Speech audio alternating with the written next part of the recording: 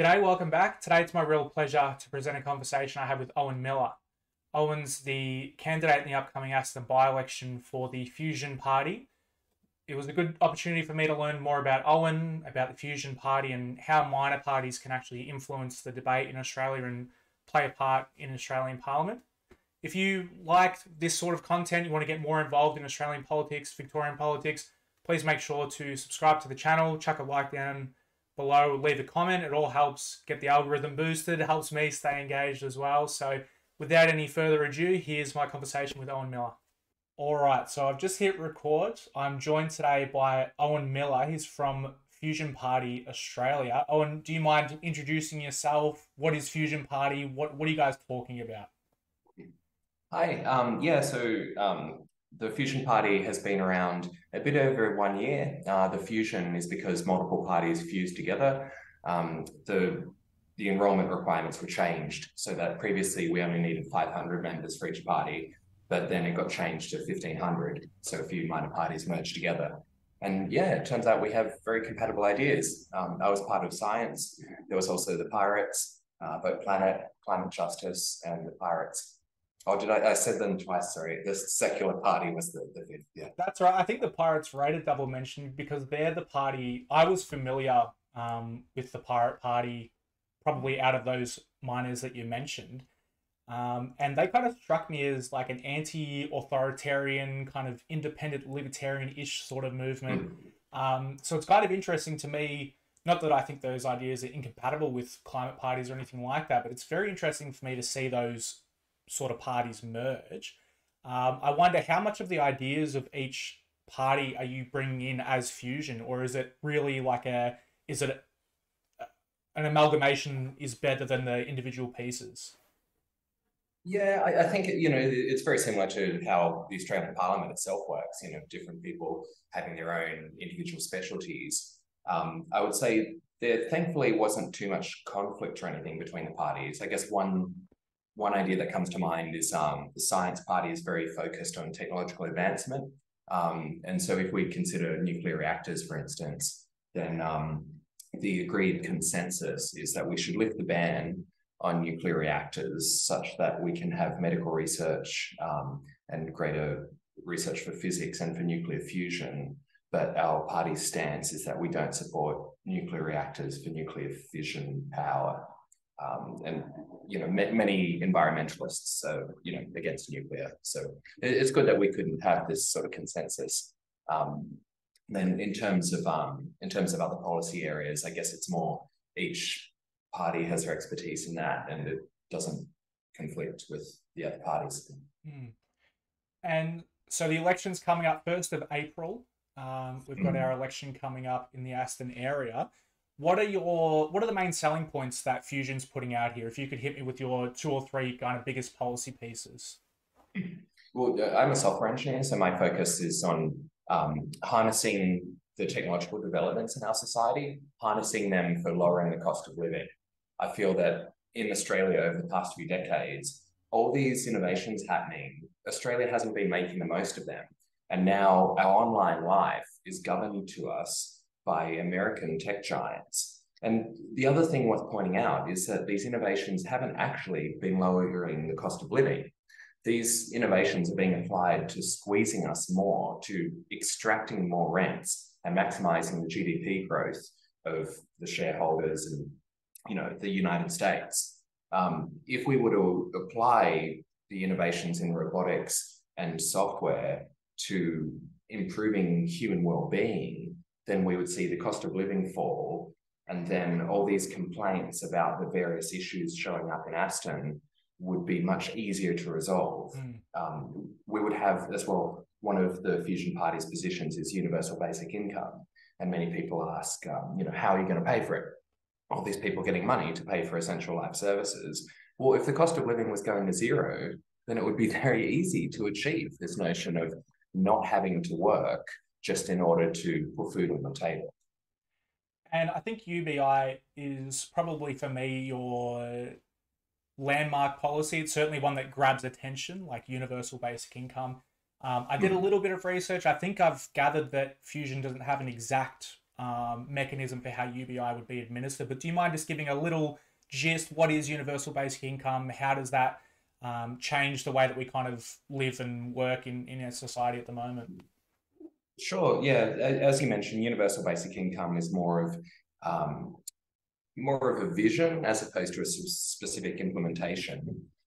You see, for instance, Milton Friedman, he had a model where he called it a negative income tax. So effectively, if you start off at, say, minus $18,000, and then as you earn more, you gradually get taxed more. But there have been other models as well where you could vary. Is it universal? Do you need various criteria to meet the eligibility? But basically, something we can agree on for all these different implementations is that people can survive without having to work. It might be a very bare bones existence, but why Fusion supports it at the moment is we see industries are quickly changing in this century thanks to all the innovations taking place. And people are being pushed to make short-term decisions, latching on to the next job opportunity, as opposed to having the time to really discover what they're best at, what makes them happy, what's good for civilization. And, we need this time to refocus society. And I just wonder with I don't want to put you on the spot with any of these. I'm not an expert. I don't expect you to be either. I wonder when we're talking about these really big pieces of policy, universal basic income. I saw you guys had I think it was 800% renewables target as well.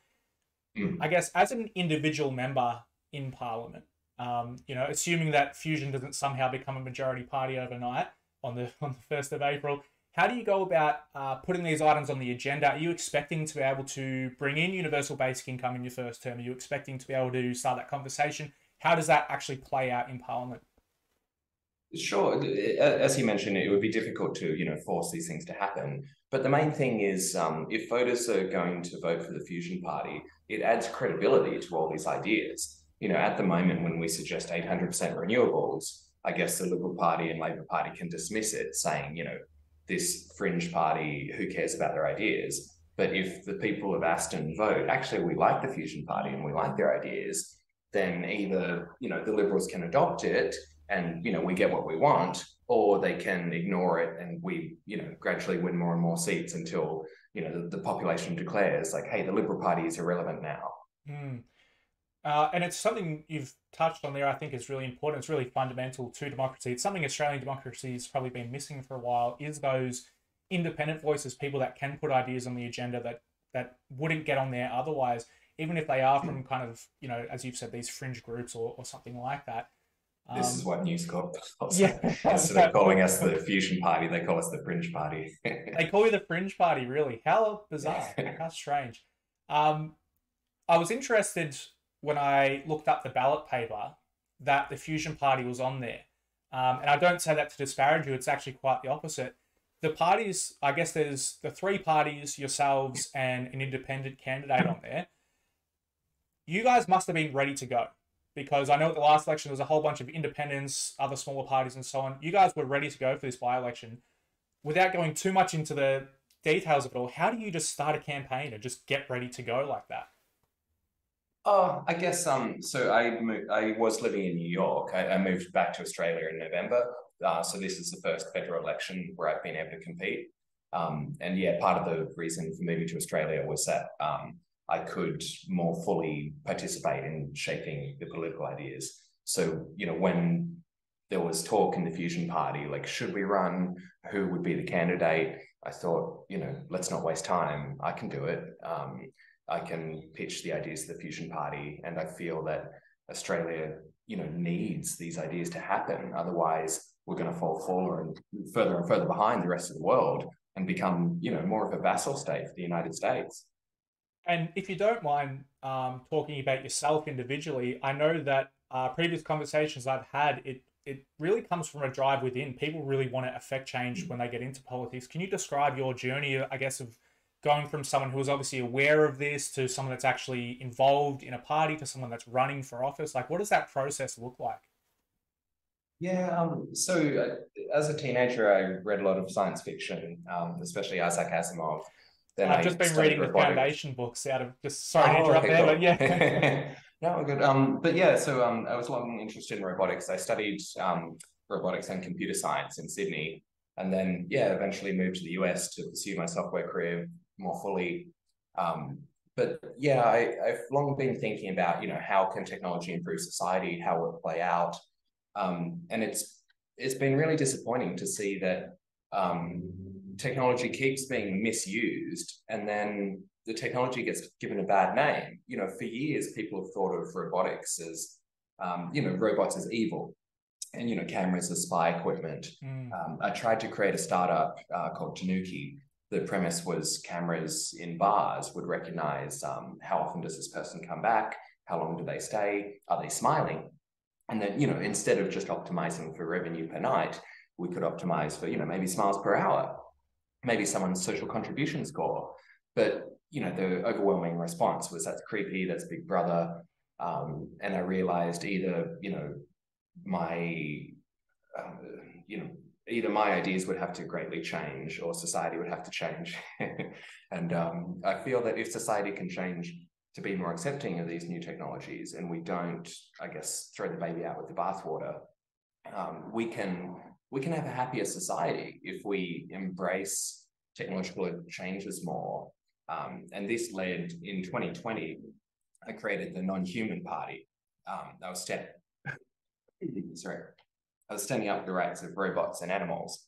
The connection being these are intelligent agents who are underappreciated in our society. If we could not so much give them rights because they can't vote, but if we could optimize their existence in society, then not only would it improve the lives of animals and robots, it would also improve the lives of humans. And as we touched on before, it would drive the cost of living to zero. And so I didn't manage to get this registered in time for the New South Wales election, which just happened yesterday. But for the federal election recently, I endorsed the Fusion Party because all their ideas are compatible with mine. And I see that with Fusion's expertise covering so many other areas as well, it really becomes a fully formed electable party. Yeah. Sure. And like I said, I think there's great value to be had in people putting these ideas forward and trying to shift that zeitgeist, whether or not I personally agree with those ideas. I think that, it's even people like Pauline Hanson, they're representing someone, you know what I mean? So it's really critical that we allow these sort of voices into our public domains. I guess I wanted to hit you with a couple of rapid fire questions here. Again, not to put you on the spot, you're welcome to pass any of these. We'll go quick, okay? I'm wondering the AUKUS deal. I guess from a Fusion Party perspective, we look at that. We're buying these submarines. It's like $370 billion over the next 50 years, some crazy amount of money like that. Where does Fusion? Where do you land on that as a policy idea? So Fusion supports fair foreign policy. I guess, it's not too specific, which wars should we be fighting, which allies should we have. My personal perspective is that we should move to more towards opt-in government. Our societies have been built for centuries on this premise where the government has a monopoly on violence. All our laws involve the premise that, well, we can just tell people what to do. And then, given this premise that we can tell people what to do, what should we tell them what to do? I would much prefer to see societies move to opt-in nationality, where nations compete on how appealing their nations are. And, obviously it would have to be mainly online in order to achieve that. But in an opt-in nation, we can imagine if one nation wants to go to war, that wouldn't be very popular. And, Julian Assange, for instance, makes the point that war is so unpopular in the civilized world that over the past 50 years, most of the wars have only been started thanks to lies. And so when we vote for the Liberal Party or the Labor Party, who keep, approving all these massive defense projects, we're encouraging all the lies being pushed by the New York Times and the warmongering of George Bush, Barack Obama. It's an interesting idea, this concept of opt-in government. I've never heard of that before. Do you mind? Can you give me like the 30-second elevator pitch on that? Sure. I pitched this idea in 2020. It was called Nationality as a Service. It's since been taken by Balaji Srinivasan in Silicon Valley. He called it the network state. It's the same thing. I guess in my model, we take an existing appealing nation like Australia and transition that to be more opt-in, as opposed to forcing people what to do. Whereas in his approach, everybody has a mass exodus from the United States and joins an online nation.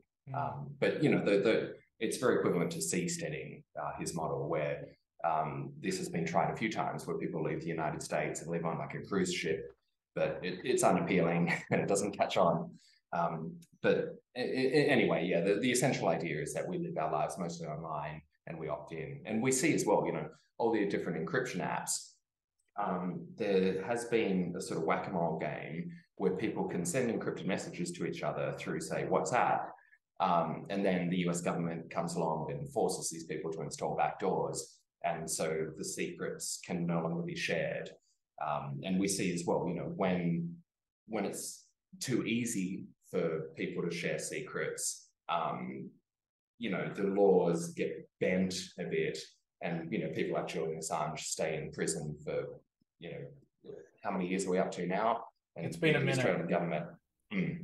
The Australian government doesn't do its job of protecting the rights of Australian citizens in this case. And then to bring it back to the Fusion Party, we're obviously going through, I guess, a national conversation at the moment about an Indigenous voice to Parliament. Does the Fusion Party have a stance on that? Yeah, the Fusion Party officially supports the voice. This was before the wording was even released. Yeah. Interesting.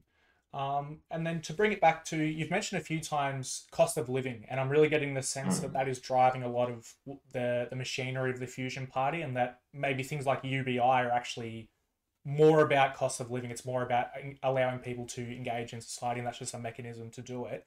Have I got a right read on that first off? Yeah, I see. It's interesting, like the Liberal Party and Labor Party, I would say, keep focusing on suboptimal objectives. The Labor Party has for years been focused on jobs, jobs, jobs. And I gave an example in a recent video where if we were to decrease the minimum wage, it would create a whole bunch of unappealing jobs. And so it's very easy for society to get distracted by suboptimal objectives, either jobs or GDP growth, and that essentially lowering the cost of living is a goal that's more aligned with human happiness. And besides just maximizing GDP, Australia should also incorporate the Wellbeing Index. This is already being done by New Zealand, for instance, and coincidentally, they're happier. So yeah, I've noticed, I'm not sure how much has actually transpired in this space, but I know that the Treasurer recently or not that long ago was talking about a wellbeing budget. Is that sort of along the lines of what you're talking about there? Yeah, I haven't read the specifics of this proposal, but wellbeing budget sounds aligned. Sure, general gist. Yeah, sure. Okay, I'd love to give you the chance. Let's say I'm lining up to vote. I'm just walking through that kind of gaggle, that crowd all throwing pamphlets at me. I come across you. How do you get me to vote for you? I don't know who you are. I don't know what Fusion is. I'm about to lose interest. What do you tell me? The main idea is that Fusion can enable communities to make society happier and to lower the cost of living. The main way we would do this is by using the power of technology to empower open source communities. We see, for instance, Linux, the most successful open source software project. It's, Linux is, phenomenally popular now, and it's all open source. And maybe I didn't word this best, sorry. There's not many people coming through who are going to be software engineers. Yeah. But either way, the premise is that in order to maintain an ability to have a wealthy company extracting GDP, once a company proves successful, competitors are going to come in. But basically, you have to have a monopoly in order to maintain that profit margin. And so, you know, Amazon, for instance, it's not 100% monopoly. Other people can't easily, you know, there are still other ways of buying things online, but it's undeniable that Amazon has unappealing practices going on. And many people just feel locked in. I mean, for instance, you can search a product and Amazon knows exactly what it is. You know, you might type the exact product name, but still it might not show up on the first page of search results because the third-party seller hasn't paid to be in those search results. You know, Facebook has similar, you know, bad practices. Instead of showing you posts from your friends and family, you know, it inundates you with, you know, ads and things from other pages. YouTube sends you down conspiratorial rabbit holes. You know, TikTok, the whole attention economy is lowering our IQ, making us depressed and unproductive. It's just all these companies just are exploiting the monopolies to make society worse, and they lock us in. So open source software can compete with these big players, and you know, it is possible. Like when Instagram was purchased by Facebook, for instance, they only had 13 employees. The power of software engineers to create an amazing product or service, it's really phenomenal how much bang for your buck you can get. And so that's the main benefit I feel that I'm offering people in this election. If the government can direct funding to open source projects, then they can use the scaling power of computing to scale these communities, these open source communities that are doing good work and serving human needs that are being unmet by the market and by government. So I'm kind of getting the impression, and please correct me as soon as I'm wrong here, when you talk about these sort of open source communities and this sort of thing, I get the impression that kind of a real a government analogy to that is something like Medicare. Anyone can use it. Anyone has access to it. If you want to go there as private companies, you can. Is that something? Am I on the right track here? Yeah, that's a good way of putting it. As well, if we consider like a Venn diagram of like human needs, and then also what's being provided by the government and by the market, I guess where the government and the market overlap, that's basically things that could be privatized. Mm-hmm. So, you know, water, electricity, that's where they both intersect. And then as well, where the market, did I say this one was the market? Where the market doesn't overlap human needs, that's things like all the old coins, just basically junk. And my argument is that the market is giving us a lot more junk lately, and that there are some things in the space of human needs, like if we think of, you know, soup kitchens or just people smiling at each other, that's not something that the government can provide or the market. But there are processes that could benefit from computing. So computers offer the advantages of scale, focused thought, and reliability. So anything where you're worried about corruption or people just fucking it up or people not being able to do enough of it, computers can make that better. And they can do this for processes that serve human needs.